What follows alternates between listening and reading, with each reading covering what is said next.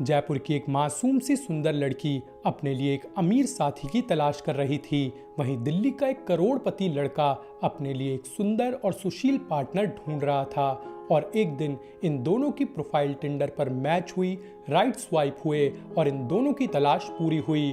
कितना अच्छा होता अगर ये कहानी इतनी सिंपल होती, बट अनफॉर्चुनेटली इस कहानी में एक ट्विस्ट था। ना तो ये सुंदर सी लड़की मासूम थी और ना ही ये लड़का एक करोड़पति था। ये सिर्फ एक ट्रैप था, टिंडर ट्रैप।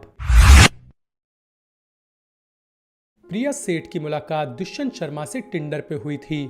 दुष्यंत शर्मा ने अपना नाम प्रिया को विवान कोहली बताया था और उसे लग रहा था कि उसने प्रिया को अपने आप को एक दिल्ली का करोड़पति बिजनेसमैन बताकर लुभाया है। लेकिन उसे इस बात का बिल्कुल भी अंदाजा नहीं था कि वो प्रिया के जाल में खुद ही फंसने जा रहा है, क्योंकि प्रिया के प्लान्स कुछ और थे और दुष्यंत सिर्फ उसके लिए एक टारगेट था। प्रिया सेठ राजस्थान के फालना कस्बे की रहने वाली एक पढ़ाकू लड़की थी जिसने 10th और 12th स्टैंडर्ड में बहुत अच्छा स्कोर किया था। प्रिया के पिता खुद एक प्रोफेसर थे जो कि चाहते थे कि क्योंकि प्रिया पढ़ने में बहुत ज्यादा अच्छी है तो वो पढ़ लिख कर एक बड़ी अधिकारी बने। इसलिए उन्होंने आगे की पढ़ाई करने के लिए अपनी बेटी को जयपुर भेज दिया था और जयपुर की चकाचौंध में उसे अपने पिता के द्वारा भेजे गए 20,000 रुपए कम पड़ने लगे और इसीलिए ज्यादा पैसे कमाने के लालच में वो कुछ गलत लोगों से मिली और कुछ गलत रास्तों पर चल पड़ी। अब उसने एक वेबसाइट बनाकर एस्कॉर्ट सर्विस शुरू की, जिसके दौरान वो बड़े बड़े लोगों से होटल्स में मिलने जाती और उनसे पैसे लेकर अपने ड्राइवर को पैसे देने के बहाने से पहले होटल से बाहर आती और फिर अपने ड्राइवर के साथ बैठकर वहां से फुर्र हो जाती। क्योंकि ये सभी लोग एक गलत काम कर रहे थे तो उसके खिलाफ कोई भी कंप्लेंट रजिस्टर नहीं हुई और वो काफी टाइम तक ऐसे ही बचती रही। जिन लोगों को प्रिया ने लूटा उनकी संख्या हजारों में थी और ऐसा खुद उसी का कहना है।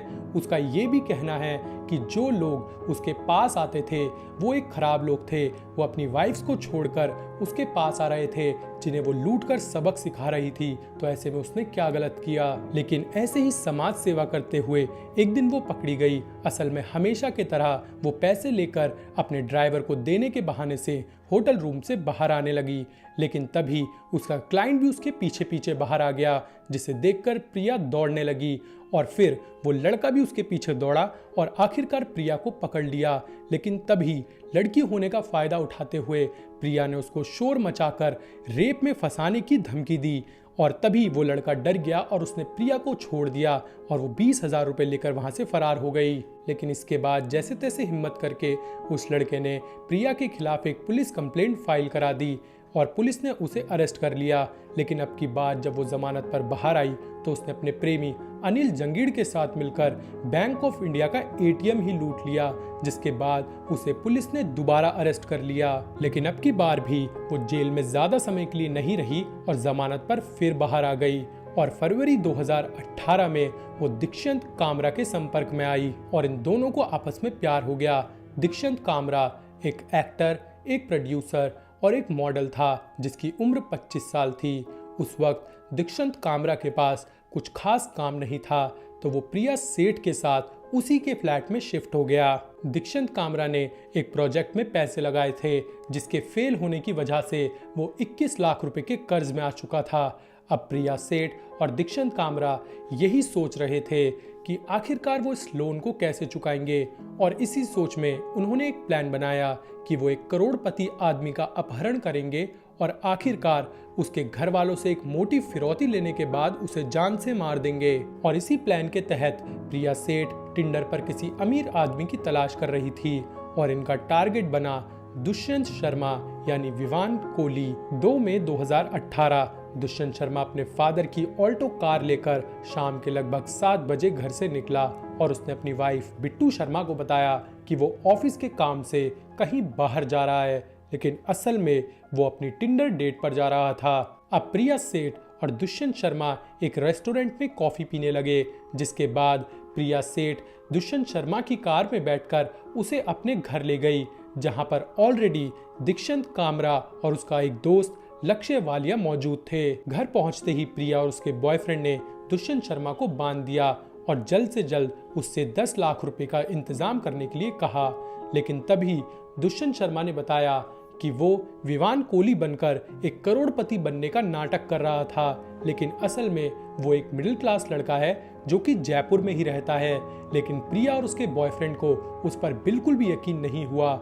लेकिन जब उन्होंने उसकी जेब से पर्स निकाला और उसका पहचान पत्र निकाला तो ये सारी बातें उनको सच होती हुई दिखाई दे रही थी। वहीं दूसरी तरफ दुष्यंत के घर वाले काफी ज्यादा परेशान हो रहे थे, क्योंकि वो 1 घंटे में वापस घर लौटने वाला था, लेकिन अब उसका फोन भी बंद आ रहा था। लेकिन इसकी अगली सुबह प्रिया और उसके बॉयफ्रेंड ने दुष्यंत के पापा रामेश्वर शर्मा के पास फोन किया और सिर्फ 20 मिनट में 10 लाख रुपए दुष्यंत के अकाउंट में ट्रांसफर करने की धमकी दी। बट रामेश्वर शर्मा ने कहा कि उनके पास सिर्फ 3 लाख रुपए ही हैं, जिसे वो ट्रांसफर तो कर देंगे, लेकिन इसमें थोड़ा सा समय लगेगा। इससे पहले कि रामेश्वर शर्मा पैसे ट्रांसफर करते, प्रिया और उसके बॉयफ्रेंड ने दुष्यंत को मारने का प्लान बना लिया। आरोप है कि दुष्यंत शर्मा को प्रिया के बॉयफ्रेंड ने गला घोंटकर मारने की कोशिश की, लेकिन वो उससे फॉर्चुनेटली बच गया था। लेकिन इसके बाद लक्ष्य वालिया ने दुष्यंत शर्मा के मुंह पर तेज की पिलो दबाया, जिससे वो बेहोश हो गया। इसके बाद दीक्षंत कामरा ने एक चाकू लिया और दुष्यंत की गर्दन काट डाली। इसके बाद ये तीनों दुष्यंत की कार लेकर मार्केट गए और वहां से एक ट्रॉली बैग लेकर आए, जिसमें इन्होंने उस लाश को छुपा दिया।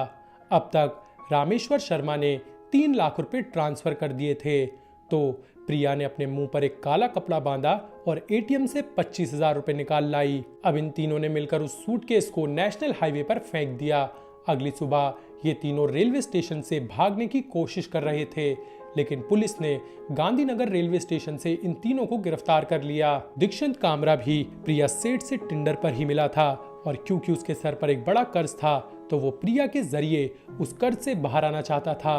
वहीं दुष्यंत शर्मा शादीशुदा था और उसका एक छोटा बेटा भी था। दुष्यंत की 3 साल पहले ही शादी हुई थी, लेकिन इसके बावजूद उसने अपने आप को अनमैरिड दिखाकर और एक करोड़पति बिजनेसमैन बताकर एक अनमैरिड लड़की से दोस्ती करने की कोशिश की। वहीं प्रिया सेठ उस कथित करोड़पति बिजनेसमैन को अपने जाल में फंसाकर उससे पैसे लूटना चाहती थी। अब आप कमेंट करके ये जरूर बताना कि इन तीनों में से कौन सही था और कौन गलत।